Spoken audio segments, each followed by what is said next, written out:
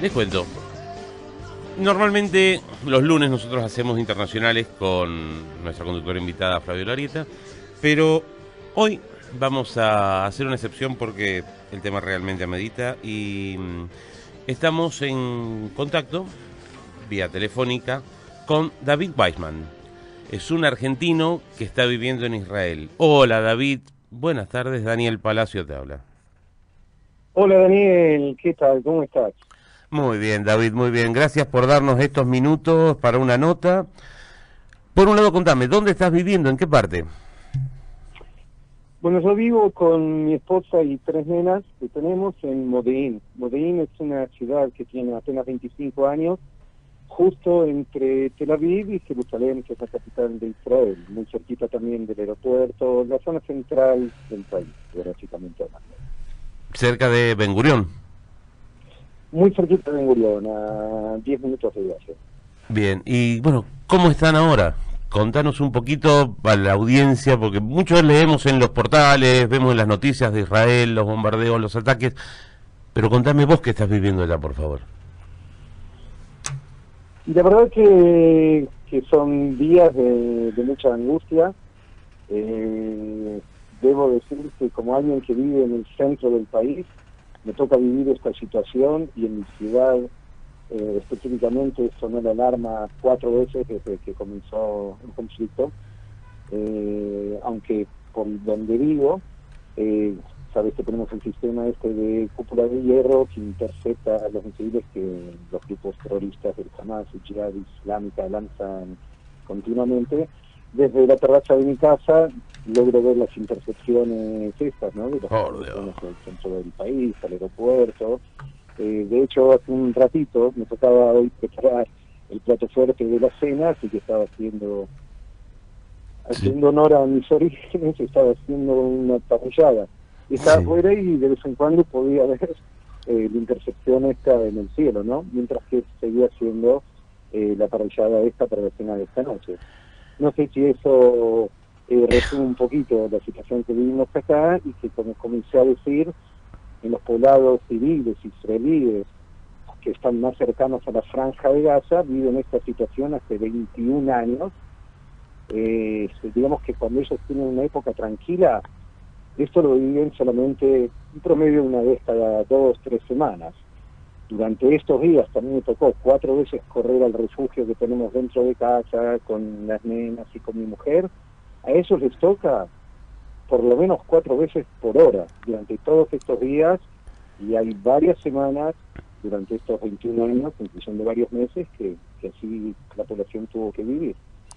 Están, o sea, los ataques son constantes o sea, digamos, son cohetes desde Palestina.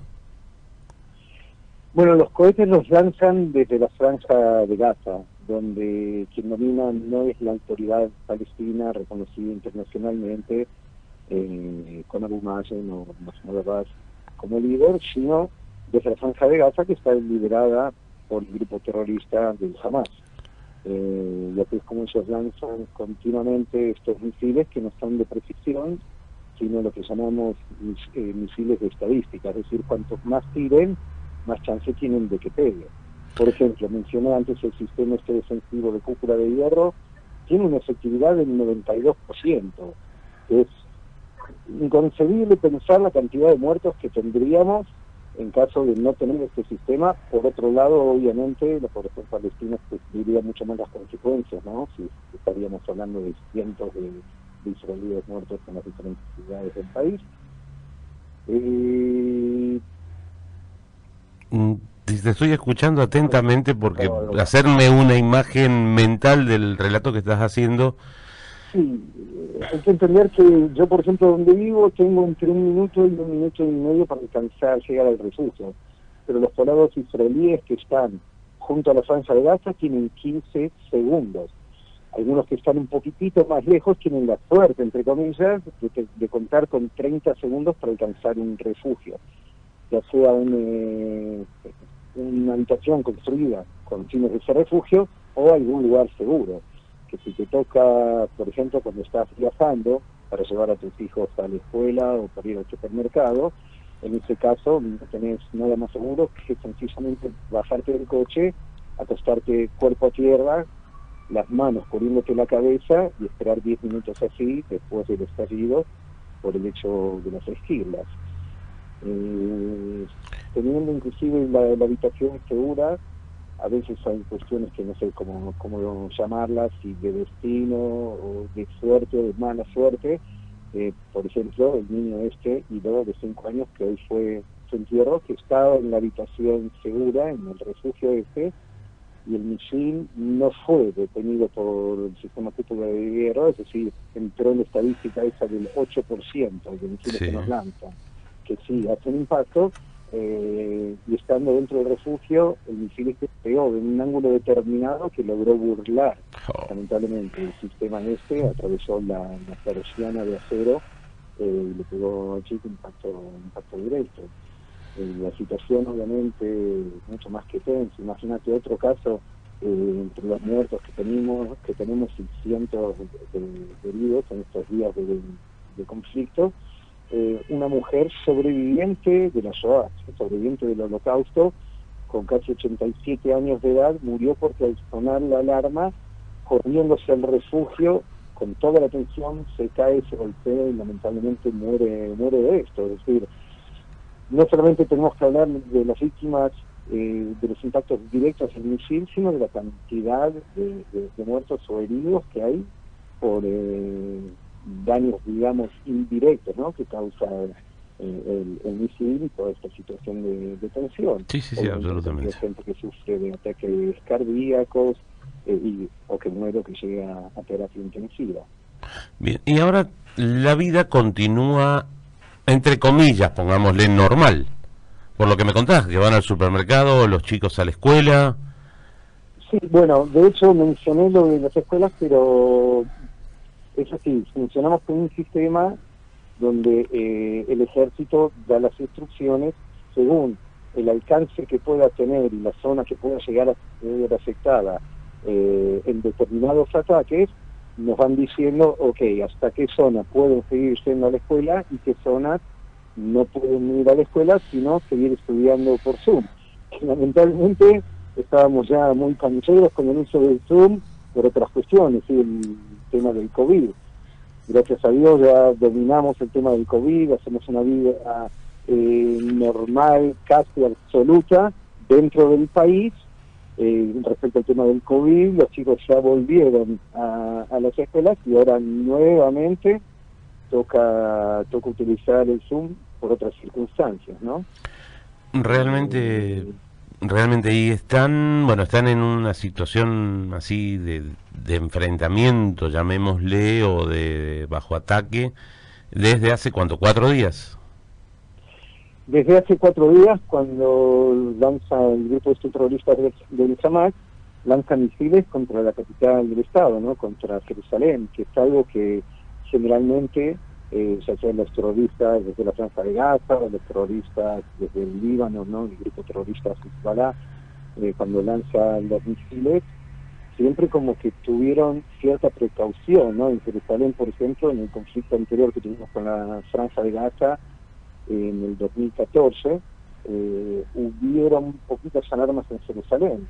Se cuidan no porque respeten la capital del país, sino porque un tercio de la población ahí es árabe musulmana y por ser uno de los lugares más sagrados para el Islam, en tercero de importancia, ¿no? Al estar ahí el Domo de la Roca y la mezquita.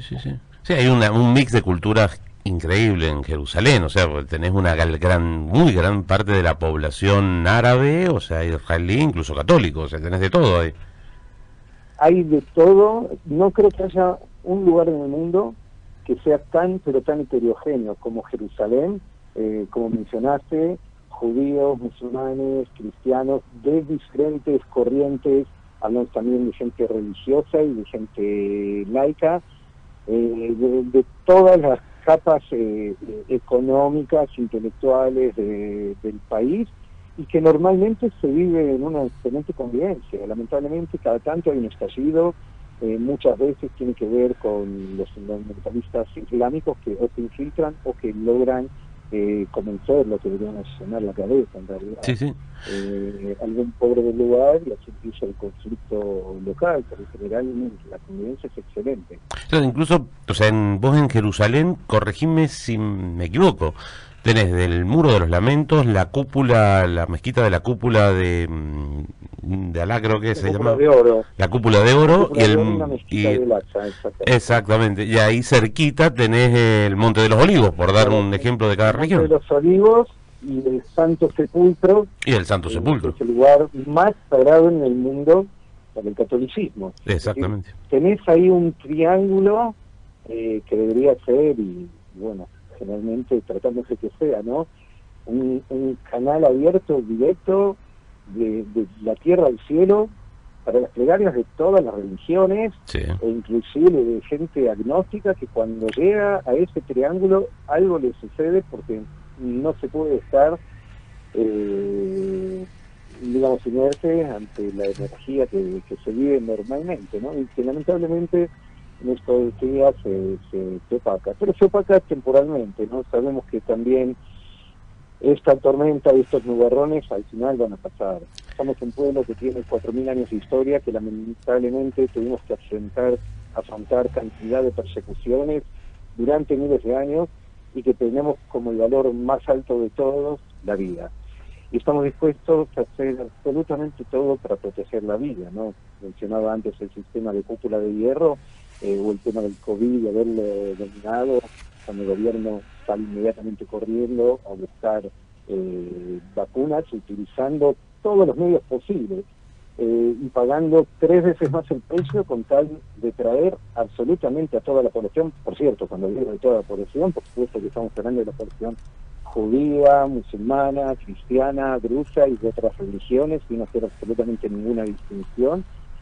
Tenemos la mayoría de la población acá vacunada, por ese mismo principio de proteger la vida. Totalmente. David. Eso, sí. Dime. No, digo que por eso es que ante estos conflictos tratamos de recordar siempre el principio de esto, no solamente proteger la vida de nuestros propios ciudadanos, sino que paradójicamente, y algo que cuando vienen delegaciones militares de cantidad de países del mundo, también de Argentina, no entienden por qué Israel utiliza guantes de seda y con pinceta va a buscar a los terroristas, arriesgando a la propia población, a los propios soldados, que en definitiva acá el ejército es un ejército del pueblo. Y por qué no bombardea directamente aquellos lugares, cuando el bombardeo es algo que Israel utiliza en las últimas circunstancias, y como se está haciendo por ejemplo en estos días, únicamente cuando hay no solamente información sino pruebas concretas de que se trata de un arsenal de explosivos, un arsenal de misiles, o que ahí están los líderes cabecillas de estos grupos terroristas reunidos, como pasó en estos días, ¿no? Que puntualmente Israel se encargó de atacar estos lugares, muy lamentablemente, y lo digo realmente con todo el dolor, y envío mis condolencias a cada palestino que no está involucrado en el terrorismo y que lamentablemente también pagó con su vida, o herido o muerto, las consecuencias de este conflicto, que lamentablemente se debe a que sus líderes los utilizan ellos como escudos humanos para proteger su arsenal, ¿no? Es decir, exactamente al revés de lo que te estaba planteando, ¿no? Que nosotros invertimos absolutamente todos los esfuerzos, las mentes brillantes que hay, todo el sistema del high-tech, la energía, el dinero, el tiempo, en crear más y más y más formas de proteger en general a la población, cuando del otro lado lamentablemente hacen lo contrario, ¿no? Me gustaría citarte una frase que dijo Golda Meir hace aproximadamente 45 años, que la paz va a ser posible únicamente cuando los árabes amen a sus hijos más de lo que odian a los nuestros. Es decir, cuando concentren todas sus energías en mejorar realmente su condición de vida, no en igualarnos la nuestra, tratando de empeorar la nuestra para llegar a qué nivel de vida hoy día, sino realmente tratar de mejorar. Por ejemplo, uno de los últimos operativos y de los más brillantes que hizo Israel fue hace unas horas atrás, movilizando tropas terrestres, en realidad, para poder ocultar lo que era el verdadero operativo, que era bombardear lo que se llama el metro del Hamas. El metro del Hamas es un sistema de túneles cuyo único objetivo es lograr infiltrarse dentro de Israel para secuestrar israelíes o para matar población civil que vive más cercano a las fronteras. Ante esta supuesta movilización terrestre de Israel, se llenaron los túneles de terroristas de los Hamas que comenzaron a infiltrarse dentro de Israel, y en ese momento la Fuerza Aérea israelí bombardeó los túneles de estos, ¿no? La verdad que estamos en guerra, y tratamos de mantener al máximo la normalidad, ¿no? Que es lo difícil, David, muchísimas gracias por tu tiempo, muchas gracias por la nota, nos has hecho un cuadro realmente escalofriante y bueno, les deseo que superen esta situación de la mejor manera posible. Lo que agradezco muchísimo y querría la verdad aprovechar para saludar a la población musulmana que pueda estar escuchando, desearles Eid al-Fitr Mubarak, es la fiesta de Eid al-Fitr, una de las más importantes fiestas musulmanas, que es cuando acaba el mes del Ramadán, y también desear a la población judía, la colectividad judía, Shabbat Sameach, Hag Shabbat Sameach, que se celebra dentro de un par de días, y ojalá para ese momento ya podamos convivir nuevamente en paz. Es el mayor deseo. Confiemos que sea así. David, muchísimas gracias. Un abrazo y muchas gracias a vos por la oportunidad. A vos, adiós. Con nosotros estuvo David Weissman, un argentino residente en Israel. Todo pasa en la tarde de Radio News.